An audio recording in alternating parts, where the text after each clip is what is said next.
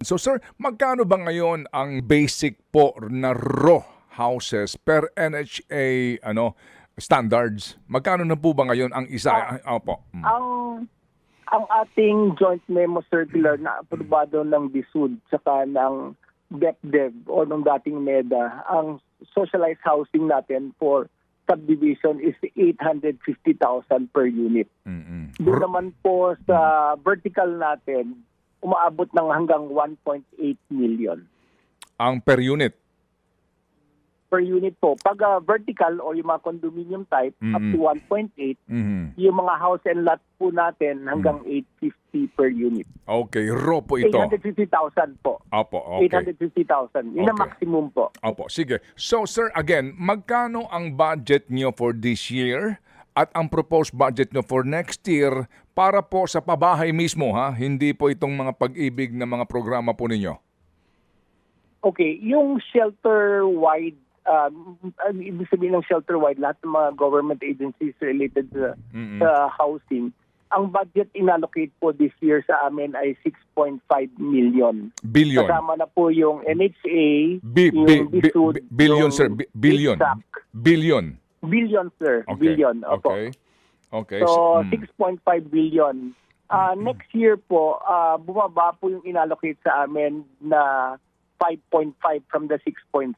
However, nag-request din po kami sa aming plenary sa Senado na i-increase po yung aming budget. For this year again, magkano po sir? 6.5? 6.5, next year 5.5. So, Mas bumaba po yung pondo for next year compared to this year. Okay. Ano po ang dahilan ng pagbabawas po ng Kongreso sa budget ninyo? Ito ba'y dahil din po sa inyo pong capacity to spend the money? Ano po ba ang kanila pong pinagdebatehan dyan?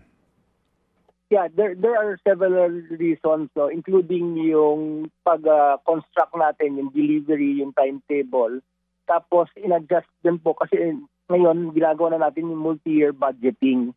So dahil sa multi-year budgeting, pwedeng i-allocate next year. Let's say, kung yung project more than 1 year, hindi po i-allocate immediately this year. Isa-cut din yung ano lang kayang ubusin, yun lang bibigay this year. And then the next year, doon na lang ibibigay.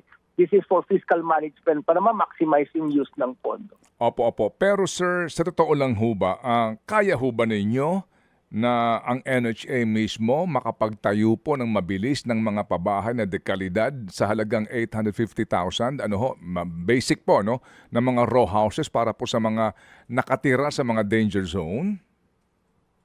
We actually have NHA as aming main production arm, but we are also tapping the private sector to help us. That is why meron kaming pag-ibig kasi para yung mga private sector maengganyo din magtayo at mabayaran din namin using pag-ibig fund. Mga kapatid, brothers and sisters, saan ka pa? Dito na tayo sa totoo. Dito na tayo sa True FM. Mga kapatid, mag-subscribe and follow po kayo sa social media accounts ng True Network PH. Yan po kami, hanapin nyo lang True Network PH, Facebook, Instagram, YouTube, TikTok, and podcast. Mapa Apple or Spotify man yan, mahahanap nyo kami. Lahat ng mga napapanood at napapakinggan nyo po sa programa, nasa social media accounts namin yan. So paano mga kapatid? See you sa social media!